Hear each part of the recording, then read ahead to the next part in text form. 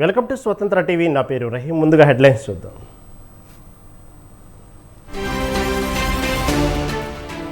తనకు ప్రజలకు మధ్య అడ్డుగోడలు ఉండొద్దన్న సీఎం, స్పందన పేరును మార్చేసిన ఏపీ ప్రభుత్వం.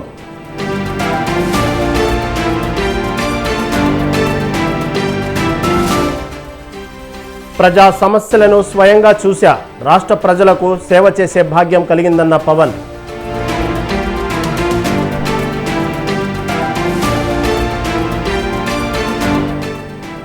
విద్యుత్ కొనుగోలుపై కేసీఆర్ వివరణ, బీఆర్ఎస్ అధినేత బెదిరించే ధోరణి సరికాదన్న కాంగ్రెస్ నేతలు.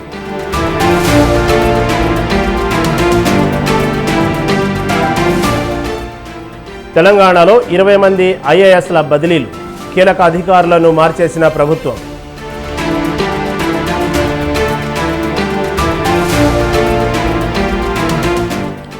ఛత్తీస్గఢ్లో భారీ ఎన్కౌంటర్, జవాన్ సహా 9 మంది మావోయిస్టుల మృతి.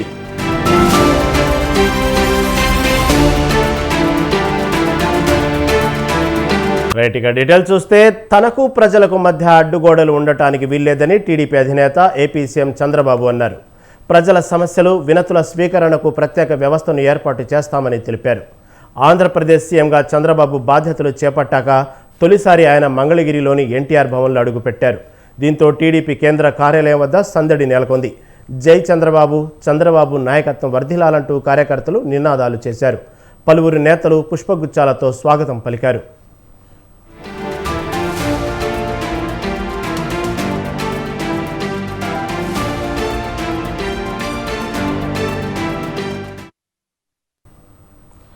సచివాలయంలో వినతుల స్వీకరణ ఎలా ఉంటుందో ఆలోచిస్తున్నామని సీఎం అన్నారు. సమస్యల పరిష్కారానికి నిర్దిష్ట సమయం ఉండేలా చర్యలు తీసుకుంటామని చెప్పారు. సచివాలయానికి రాకపోకల కోసం రవాణా, ఇతర సౌకర్యాలు ఏర్పాటు చేస్తామని తెలిపారు. పోలవరం సందర్శనతోనే తన క్షేత్రస్థాయి పర్యటన ప్రారంభమవుతుందని చెప్పారు. అసెంబ్లీ సమావేశాలు తేదీలు త్వరలోనే నిర్ణయిస్తామన్నారు. విధ్వంస పాలనకు గుర్తుగా ప్రజావేదికను అలాగే ఉంచుతామని, శిథిలాలు తొలగించడం అని సీఎం చంద్రబాబు స్పష్టం చేశారు.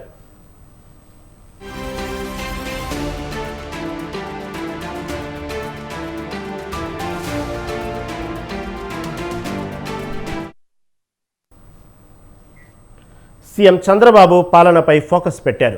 ప్రక్షాళనలో తన మార్పు దిశగా అడుగులు వేస్తున్నారు. అన్ని విభాగాల్లో మార్పులు, చేర్పులకు కసరత్తు చేస్తున్నారు. ఈ మేరకు సీఎంఓ సిబ్బంది, సీఎస్, డీజీపీతో సమావేశమయ్యారు చంద్రబాబు. ప్రభుత్వ ప్రక్షాళన విషయంలో తన మార్క్ ఏంటో స్పష్టం చేస్తూ నిర్ణయాలు తీసుకుంటున్నారు. తిరుమలకు వెళ్లినప్పుడు ప్రకటించినట్టుగా టీటీడీలో ప్రక్షాళన మొదలుపెట్టారు. ధర్మారెడ్డిని తప్పించి ఈవోగా సీనియర్ ఐఏఎస్ శ్యామలారావుకు పోస్టింగ్ ఇచ్చారు.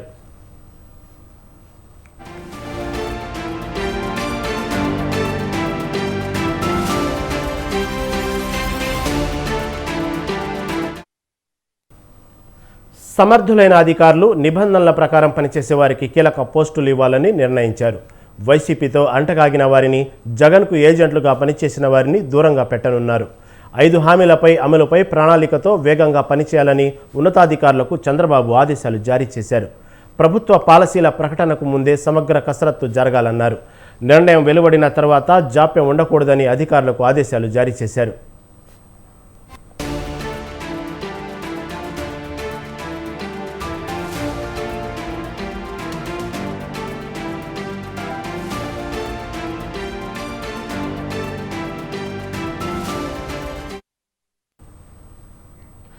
మంగళగిరి ప్రజల కోసం ప్రజా దర్బార్ నిర్వహించినట్లు మంత్రి నారా లోకేష్ తెలిపారు. ప్రతిపక్షంలో ఉన్నప్పుడు కూడా చాలా సేవా కార్యక్రమాలు చేశామన్నారు. భారీ మెజార్టీతో గెలిచిన తనపై బాధ్యత మరింత పెరిగిందని తెలిపారు. నియోజకవర్గంలో అందుబాటులో ఉన్న రోజుల్లో ప్రజలను కలుస్తామని చెప్పారు. ఉదయం 8 గంటలకు ప్రజలను కలిసి వారి సమస్యలు తెలుసుకుంటామన్నారు. సమస్యల పరిష్కారానికి ప్రత్యేక యంత్రాంగం ఏర్పాటు చేసినట్లు వివరించారు.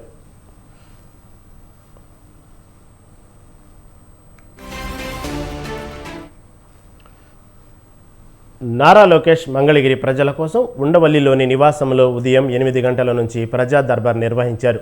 దీంతో సమస్యలు విన్నవించేందుకు నియోజకవర్గ ప్రజలు తరలివచ్చారు. వివిధ సమస్యలను ఆయన దృష్టికి తీసుకొచ్చారు.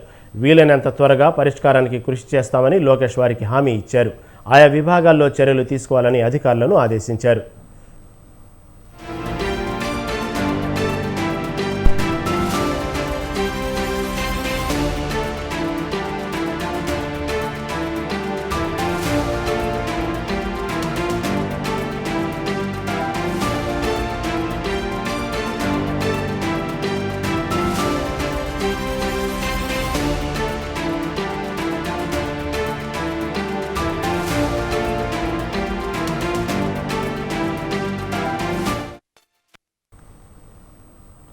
ఆంధ్రప్రదేశ్లో కొత్తగా ఏర్పాటైన టీడీపీ ప్రభుత్వం వ్యవస్థల ప్రక్షాళనకు శ్రీకారం చుట్టింది.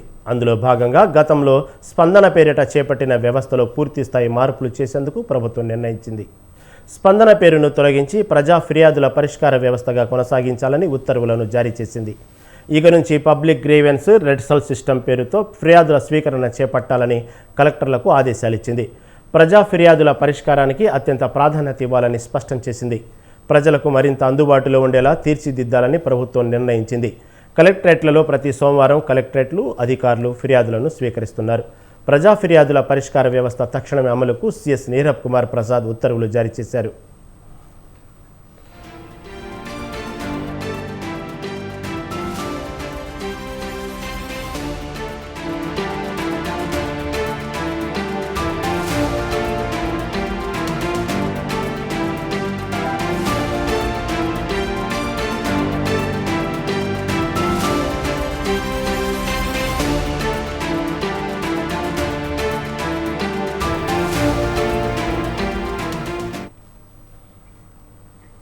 ఛత్తీస్గఢ్ విద్యుత్ కొనుగోలు విషయంలో మాజీ సీఎం కేసీఆర్ 12 పేజీల లేఖ రాశారు.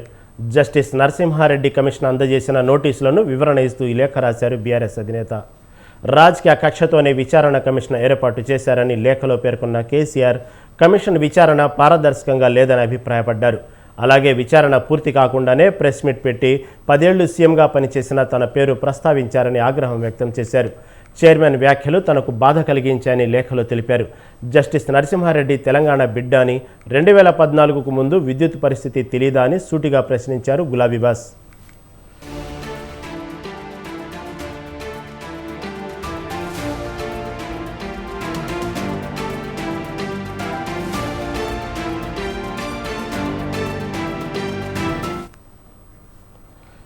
నిబంధనలకు విరుద్ధంగా కమిషన్ వ్యవహరించిందని కేసీఆర్ ఆరోపించారు. జూన్ 15లోగా సమాధానం ఇవ్వాలనుకున్నా కానీ విచారణ నిష్పక్షపాతంగా లేదని అర్థమైందని లేఖలో విమర్శించారు బీఆర్ఎస్ అధినేత. తమకు వ్యతిరేకంగా నివేదిక ఇవ్వాలనేదే కమిషన్ ఉద్దేశమని తెలిపిన కేసీఆర్ విచారణ కమిషన్ బాధ్యతల నుంచి నరసింహారెడ్డి స్వచ్ఛందంగా వైదొలగాలని డిమాండ్ చేశారు.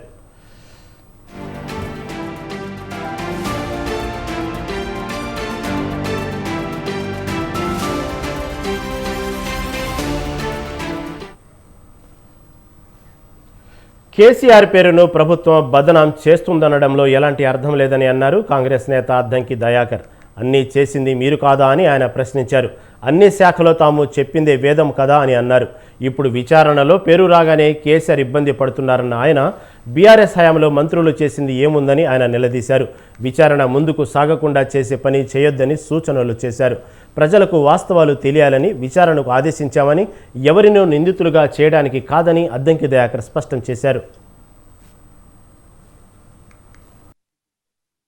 అధికారులు లేకపోతే ఇతరత్ర ఎవరైనా వాటి మీద కనుక తప్పుడు ప్రచారం చేస్తేనో మిమ్మల్ని డిఫేమ్ చేయాలని చూస్తే మీరు చట్ట ప్రకారం వెళ్ళొచ్చు. ప్రభుత్వం కూడా వారి పట్ల కఠినంగానే ఉంటుంది. కాబట్టి ఎవరినో ముద్దాయిలుగా చేయడానికి ఎంక్వైరీ కాదు, వాస్తవాలు తెలవాలి. అన్నిటికంటే ముఖ్యంగా నిజం తెలుసుకోవాలనేది ప్రజల కోరిక. కాబట్టి ఈ అవినీతి అక్రమాలే కాదు, పెద్ద ఎత్తున వ్యవస్థను భ్రష్టు పట్టించే ఒక పరిస్థితి గతంలో జరిగిందనేది ఈ ప్రభుత్వం యొక్క భావన. కాబట్టి వాటిని అన్నిటినీ బయటికి రానివ్వండి. ఇప్పుడే వాటిని ఏదో బెదిరించే విధంగా లేకపోతే వాటిని కంటిన్యూ కాకుండా చేసే విధంగా అబ్స్ట్రాక్ట్లీ చేయకుండా ఏ అంశంలోనైనా మీకు నష్టం జరిగే విధంగా ఉంటే మీరు ఏ విధమైన కార్యాచరణ తీసుకున్న నష్టం జరిగినా ఎవరైతే చేసే వాళ్ళ పట్ల చేసే వాళ్ళను కించపరిచే విధంగా మాట్లాడడం అనేది ఎవరైనా తన హయాంలో చేసిన తప్పులు బయటకు వస్తాయని బీఆర్ఎస్ అధినేత కేసీఆర్కి భయం మొదలైందని కాంగ్రెస్ ఎమ్మెల్సీ మహేష్ గౌడ్ అన్నారు. తప్పులకు శిక్ష పడుతుందేమో అని కేసీఆర్కు భయం పట్టుకుందని చెప్పారు. 12 పేజీల లేఖ రాసిన కేసీఆర్ అదే విషయాన్ని కమిషన్ ముందుకు వెళ్లి ఎందుకు చెప్పలేదని ప్రశ్నించారు. తప్పు చేయకపోతే కమిషన్ ముందు నిరూపించుకోవాలని సూచించారు. విద్యుత్ కొనుగోలు పెద్ద కుంభకోణం అని అన్నారు. అక్రమాలు బయటకు రావాలని కేసీఆర్ విచారణకు సహకరించాలని చెప్పారు. గారు జస్టిస్ నరసింహారెడ్డి గారికి 12 పేజీల లేఖ ఏదైతే రాసినారో నేను మొదటిసారి కేసీఆర్ గారికి భయం పుచ్చుకుంది. చేసిన తప్పిదాలు బయటకు వస్తున్నాయని తనకు శిక్ష పడుతుందేమోనటువంటి భయం ఆయనలో వ్యక్తమైనట్టుగా ఈ 12 పేజీల లేఖ ద్వారా అర్థమవుతా ఉంది. విద్యుత్ కొనుగోలులో నిజంగా కూడా కేసీఆర్ ప్రమేయం లేకుంటే ఈ 12 పేజీల లేఖ అయితే జస్టిస్ నరసింహారెడ్డి గారికి రాసినారో అదే 12 పేజీల లేఖ రాసి మీ తప్పిదం లేదు దీంట్లో నిరూపించుకునే ప్రయత్నం ఎందుకు చేయట్లేదు? మీరు తప్పిదం లేదు అని నిరూపించుకునే ప్రయత్నం చేయకుండా మళ్లీ సెంటిమెంట్ ని రాజేసి మీరు తెలంగాణ వాళ్ళ మీద ఎలా ఎంక్వైరీ చేస్తారని విచారణ చేస్తారని భయపెట్టే ప్రయత్నం కేసీఆర్ చేస్తున్నట్టు కనబడతా ఉంది. తెలంగాణ వారైనా ఆంధ్ర వారైనా తెలంగాణ సొమ్ము దుర్వినియోగం అయితే తప్పకుండా చర్యలు ఉండాల్సింది ప్రజలు కోరుకున్నట్టు విషయం. విద్యుత్ కొనుగోలులో భారీగా మురుపులు చేతులు మారినాయి. ఇదొక పెద్ద కుంభకోణం. కాంగ్రెస్ సర్కారుపై బీజేపీ నేత ఎన్వీఎస్ ప్రభాకర్ తీవ్ర విమర్శలు చేశారు. సంక్షేమం పేరుతో అధికారంలోకి వచ్చిన కాంగ్రెస్ ప్రజలను మోసం చేస్తుందని విమర్శించారు. తెలంగాణలో ఆర్థిక పరిస్థితిపై చర్చకు ప్రభుత్వం సిద్ధమా అంటూ ప్రశ్నించారు. అలాగే జాతీయ రహదారులు, రైల్వే ప్రాజెక్టులకు రాష్ట్రానికి పెద్ద ఎత్తున నిధులు విడుదల చేశారని, భూసేకరణ విషయంలో రాష్ట్ర ప్రభుత్వం నిర్లక్ష్యం చేస్తుందని తెలిపారు. ఒప్పందాలపై గతంలో ఆరోపణలు చేసిన రేవంత్, ఉత్తమ్లను కూడా కమిషన్ విచారించాలని డిమాండ్ చేశారు. అవసరమైతే కమిషన్ విచారణకు గడువు పొడిగించాలని కోరారు. పవర్ పర్చేజ్ సంబంధించినటువంటి విషయంలో జస్టిస్ నరసింహారెడ్డి గారు విచారణ సంఘం జరుగుతూ ఉన్నారు. నేను ప్రత్యేకంగా వారిని కోరుతా ఉన్నా మరో వారం రోజుల పాటు గడువు పొడిగించాలని చెప్పని నేను విజ్ఞప్తి చేస్తా ఉన్నా. కేవలం ఈ విచారణ అనేది అధికారులకు పరిమితం చేయటం కాకుండా ఆనాడు బలమైనటువంటి ఆధారాలతో ఈ ఒప్పందాలని తప్పుపట్టినటువంటి రేవంత్ రెడ్డి గారిని, ఉత్తమ్ కుమార్ రెడ్డి గారిని, అదే రకంగా జానారెడ్డి గారిని కూడా ఈ కమిషన్ పిలవాలని చెప్పని భారతీయ జనతా పార్టీ పక్షాన నేను డిమాండ్ చేస్తా ఉన్నా. అందుకు ఒక వారం రోజులు గడువు కూడా పెంచాలని చెప్పని కూడా నేను కోరుతా ఉన్నా. ఈ సందర్భంలో తెలంగాణలో పగ, ప్రతీకారంతో కూడిన పాలనను కొలుగస్తున్నారని బీఆర్ఎస్ నేత బాల్క సుమన్ ఆరోపించారు. ఎంతసేపు కేసీఆర్పై విషం, గత బీఆర్ఎస్ ప్రభుత్వం విద్వేషాన్ని రగిల్చే కుట్ర తప్ప మరొకటి లేదని మండిపడ్డారు. ప్రజలు అవకాశం ఇచ్చినందుకు ఏం చేద్దామనే ఆలోచన వారికి ఏమాత్రం లేదని విమర్శించారు. కాంగ్రెస్ ప్రభుత్వం పాలనను గాలికి వదిలేసిందని ఫైర్ అయ్యారు. ఇందుకు పాఠ్యపుస్తకాలను వెనక్కి తెప్పించడమే నిదర్శనమన్నారు.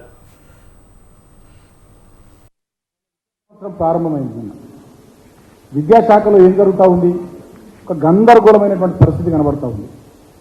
పాఠ్య పుస్తకాలు పంపించారు స్కూళ్ళకు, మళ్ళీ వాటన్నిటినీ వాపసు తెప్పించారు. ఇవాళ విద్యార్థులు, తల్లిదండ్రులు ఆందోళన చేస్తున్నారు. ఎందుకు వాపసు తెప్పించారు, ఏం జరుగుతుందని ఆలోచన చేస్తే, తెలుసుకునే ప్రయత్నం చేస్తే, కేసీఆర్ గారు గతంలో ముఖ్యమంత్రి ఉన్నప్పుడు, సబితా ఇంద్రారెడ్డి గారు విద్యాశాఖ మంత్రి ఉన్నప్పుడు అప్పటి పుస్తకాలు అవి ముద్రించబడ్డాయి. సో ముందు మాటగా అప్పటి ముఖ్యమంత్రి గారిది, అప్పటి విద్యాశాఖ మంత్రి గారిది ఉంది కాబట్టి అవి వాపసు పెట్టేయాలని. దీంట్లో ఏమైనా అర్థం ఉందా అసలు? మరొకవేళ ఏమైనా ఆలోచన ఉంటే మరి ముందే సమ్మర్లోనే మీరు నిర్ణయం తీసుకోవాలి, సమ్మర్లోనే సమీక్ష చేయాలి. ఎందుకంటే ముఖ్యమంత్రి గారి వద్ద విద్యాశాఖ ఉంది, వాళ్ళ రాష్ట్రంలో విద్యాశాఖకు మంత్రి లేరు. నాకు తెలిసి మొట్టమొదటిసారి అనుకుంటా నేను రాష్ట్రంలో విద్యాశాఖకు మంత్రి లేకుండా, ఆ విద్యాశాఖను ముఖ్యమంత్రి గారి దగ్గర పెట్టుకొని కనీస సమీక్షలు లేకుండా మొత్తంగా విద్యాశాఖను నిర్వీర్యం చేసేటటువంటి ప్రయత్నం చేస్తుండడం రాష్ట్రంలో నిజంగా విచారకరం, బాధాకరం. సీజన్ ప్రారంభమైంది, వ్యవసాయం వానాకాలం సీజన్ ప్రారంభమైంది. ఖరీఫ్ విత్తనాలకు, ఎరువులకు ఇప్పటికీ రైతాంగం అల్లాడిపోతున్నటువంటి పరిస్థితి. అంతేకాకుండా గతంలో ఎప్పుడైనా వానాకాలం సీజన్లో మేము మంచిగా రైతు బంధు రైతాంగానికి ఇచ్చాం. వీళ్ళేమన్నారు ఎన్నికల్లో, కేసీఆర్ గారు ఇచ్చేది 10,000, మేమొస్తే 15,000 ఇస్తాం రైతు భరోసా కింద అన్నారు. ఇప్పుడు వానాకాలం సీజన్కి సంబంధించి ఇప్పటికీ రైతు భరోసా కార్యక్రమాన్ని ప్రారంభించింది. ఎప్పటిలోగా ప్రారంభిస్తారో ఇప్పటిదాకా ముఖ్యమంత్రి చెప్తలేరు, ఏ మంత్రులు చెప్తలేరు, అధికారులు చెప్తలేరు. మరి ఇప్పుడు రాష్ట్రమంతా ప్రజలు రైతాంగం తుకం పోసుకున్నారు. ఇక నాట్లేసుడు స్టార్ట్ అవుతుంది. అలాంటి తుకాలందరూ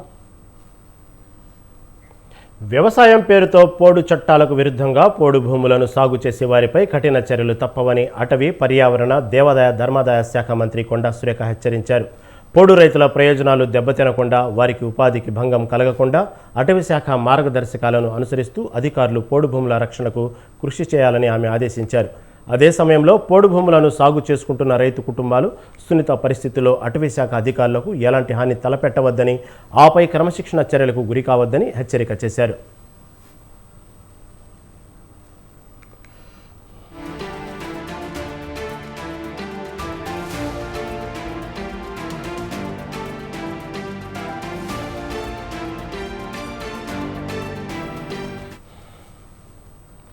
సచివాలయంలో మంత్రి కొండా సురేఖ ఆధ్వర్యంలో పోడు భూముల సమస్యలపై సమీక్ష సమావేశం జరిగింది. ఈ సమావేశంలో పంచాయతీరాజ్, గ్రామీణాభివృద్ధి శాఖ మంత్రి సీతక్క, అటవీ శాఖ అధికారులు పాల్గొన్నారు. పోడు రైతుల హక్కులను కాపాడటంలోనూ, అదే సమయంలో అటవీ శాఖ భూములను కాపాడే అధికారులకు రక్షణ కల్పించడంలోనూ ప్రభుత్వం సమన్వయంతో ముందుకు సాగుతున్నదని మంత్రి సురేఖ తెలిపారు. ప్రభుత్వ మార్గదర్శకాలను అనుసరించి ఏళ్లుగా పోడు భూములను సాగు చేసుకుంటున్న రైతు కుటుంబాల విషయంలో ఎలాంటి ఇబ్బంది లేదని, వ్యవసాయం పేరుతో మార్గదర్శకాలకు, చట్టాలకు విరుద్ధంగా కొత్తగా పోడు భూములను ఆక్రమిస్తే కఠిన చర్యలు చేపట్టాల్సి వస్తుందని మంత్రి హెచ్చరించారు. నిజామాబాద్ జిల్లా మోపాల్ మండలం కాల్పోల్ గ్రామంలో ఎఫ్ఆర్ఓ, సెక్షన్ ఆఫీసర్, బీట్ ఆఫీసర్లపై గిరిజనులు చేసిన దాడిని ఆమె ప్రస్తావించారు. ప్రజల ప్రయోజనాలకు ఎంత ప్రాధాన్యమిస్తామో రాష్ట్ర అటవీ సంపద, సహజ వనరుల పరిరక్షణకు అంతే ప్రాధాన్యమిస్తామని తెలిపారు.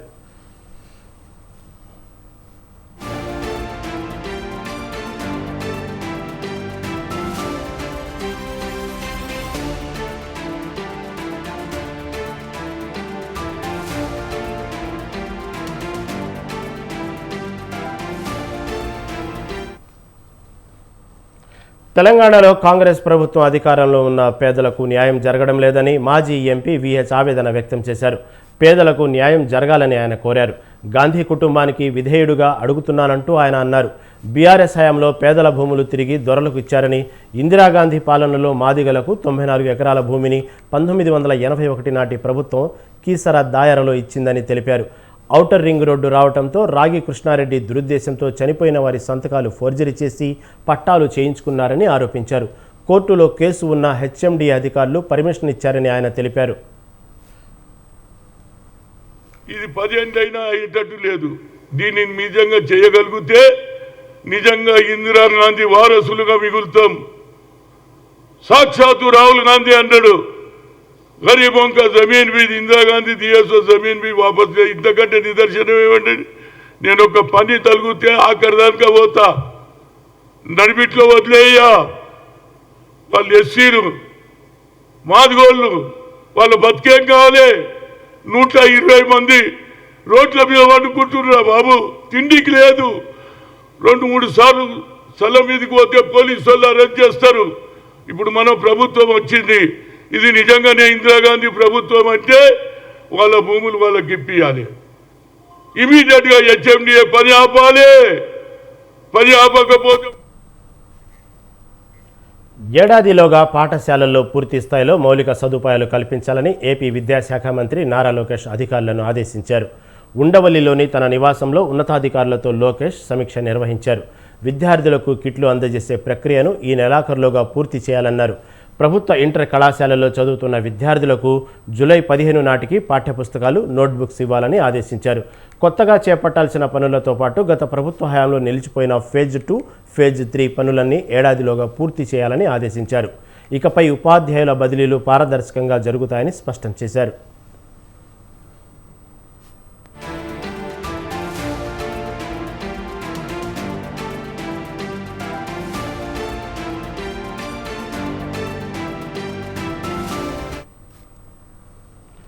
ప్రభుత్వ పాఠశాలల్లో విద్యార్థులకు అందిస్తున్న మధ్యాహ్న భోజనం నాణ్యత విషయంపై అధికారులను ఆరా తీశారు.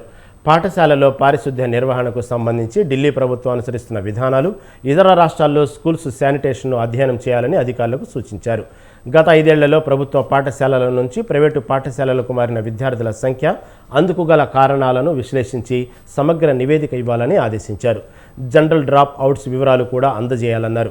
ఎన్ని పాఠశాలలు మూతపడ్డాయి, అందుకు గల కారణాలను కూడా తెలియజేయాలన్నారు. దేశంలోనే బెస్ట్ లైబ్రరీ మోడల్ ఎక్కడ ఉందో తెలుసుకొని సమీక్ష చేసి అందుకు సంబంధించిన నోట్ను సిద్ధం చేయాలని తెలిపారు.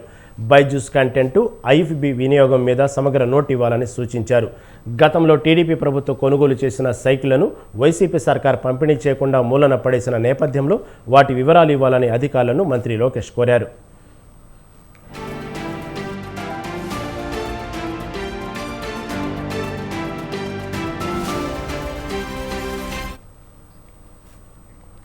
విజయనగరం జిల్లా Appannapalem Jindal stainless steel Hisar limited company కార్మికులకు ఎంపీ శ్రీ భరత్ అండగా ఉంటామన్నారు. కంపెనీ టాప్ మేనేజ్మెంట్తో పాటు ప్రభుత్వం దృష్టికి సమస్యను తీసుకెళ్లి పరిష్కరిస్తామన్నారు. పెరిగిన విద్యుత్ ఛార్జీలు, రా మెటీరియల్ కొరతతో పరిశ్రమలు మూతపడుతున్నాయని తెలిపారు. వైసీపీ ప్రభుత్వంలో ఫెర్రోక్రోమ్ పరిశ్రమలన్నీ సంక్షోభంలో పడ్డాయని దుయ్యబట్టారు. మరోవైపు జిందాల్ కంపెనీ తాత్కాలిక షట్ డౌన్తో కార్మికులు ఆందోళన వ్యక్తం చేస్తున్నారు. ఇప్పటికే కంపెనీ మూతపడి 30 రోజులు దాటిందని ఆవేదన వ్యక్తం చేస్తున్నారు.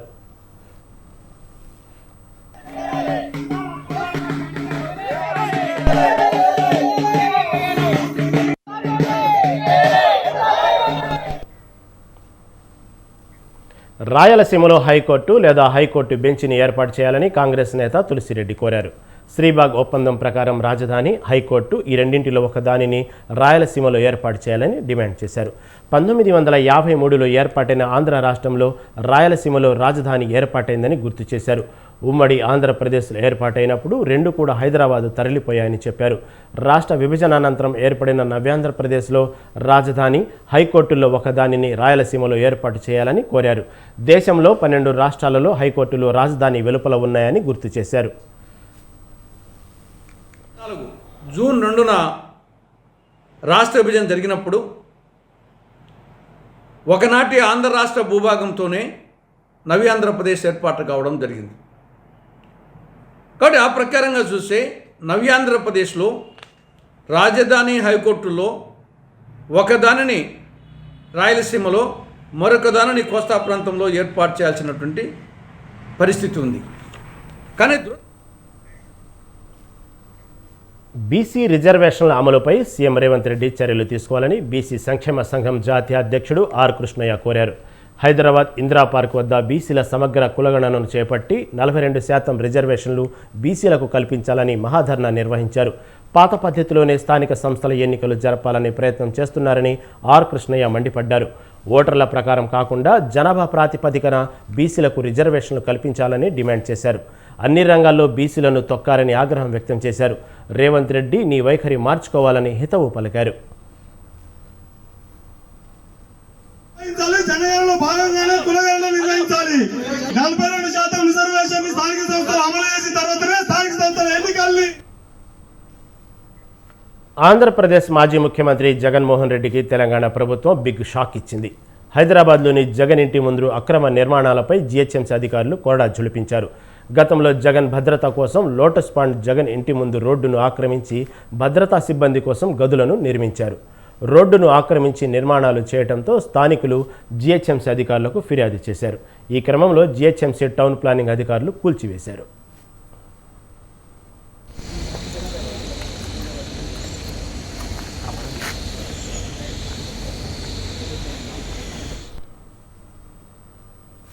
తెలంగాణలో భారీగా ఐఏఎస్ల బదిలీ జరిగింది. 20 మంది ఐఏఎస్లను బదిలీ చేస్తూ ప్రభుత్వం ఉత్తర్వులు జారీ చేసింది. ఆయా జిల్లాలకు నూతన కలెక్టర్లను నియమించింది. రాష్ట్రంలో కొత్త ప్రభుత్వం ఏర్పడిన తర్వాత కొద్ది రోజులకు తాత్కాలిక బదిలీలు జరిపింది. గత ప్రభుత్వ హయాంలో పలు స్థానాల్లో ఉన్నవారిని మార్చింది. అనంతరం లోక్సభ ఎన్నికల ప్రవర్తన నియమావళి అమల్లోకి రావడంతో బదిలీలు నిలిచిపోయాయి. ఎన్నికలు ముగియటంతో ప్రభుత్వం పాలనాపరమైన ప్రక్షాళనలో భాగంగా పెద్ద ఎత్తున మార్పులు చేసింది. నాగర్ కర్నూలు కలెక్టర్గా సంతోష్, సిరిసిల్ల కలెక్టర్గా సందీప్ కుమార్ జూ, కరీంనగర్ కలెక్టర్గా అనురాగ్ జయంతి, కామారెడ్డి కలెక్టర్గా ఆశీష్ సంగ్వాన్, భద్రాద్రి కలెక్టర్గా జితేష్ వి పాటిల్, భూపాలపల్లి కలెక్టర్గా రాహుల్ శర్మ పలువురిని బదిలీ చేస్తూ ఉత్తర్వులు జారీ చేసింది ప్రభుత్వం.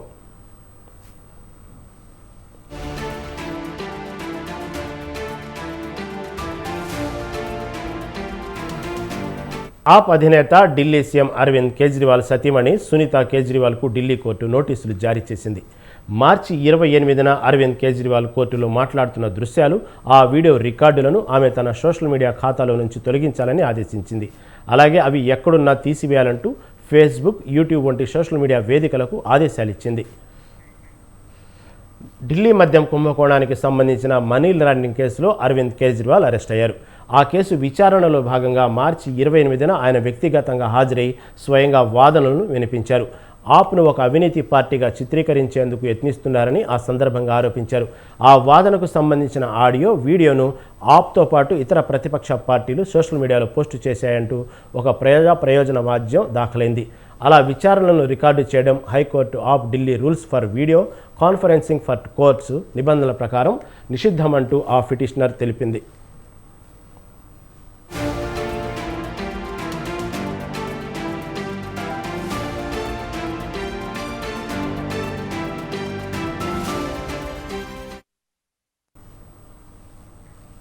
ఛత్తీస్గఢ్లో భారీ ఎన్కౌంటర్ చోటు చేసుకుంది. నారాయణపూర్, బీజాపూర్ జిల్లాల సరిహద్దులో ఉన్న అటవీ ప్రాంతంలో మావోయిస్టులు, భద్రతా సిబ్బంది మధ్య ఎదురుకాల్పులు జరిగాయి. ఈ ఎన్కౌంటర్లో 8 మంది నక్సల్స్ హతమయ్యారు. కాల్పుల్లో ఒక జవాన్ మరణించగా 2 గాయపడ్డారు. నారాయణపూర్, కంకేరు, దంతేవాడ, కొండగావ్ జిల్లాలకు చెందిన భద్రతా దళాల ఉమ్మడి బృందం కూంబింగ్ నిర్వహిస్తున్న నేపథ్యంలో ఎదురుకాల్పులు జరిగాయి.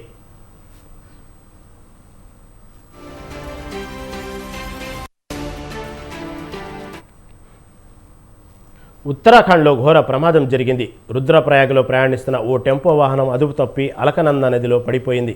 ఈ ప్రమాదంలో 10 మంది మృతి చెందగా 7గురికి తీవ్ర గాయాలయ్యాయి.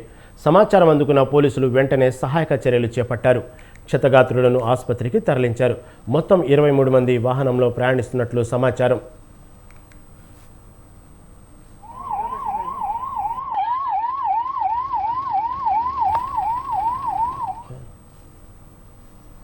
ఇవి ఇప్పటివరకు అప్డేట్స్. కీప్ వాచింగ్ స్వతంత్ర టీవీ.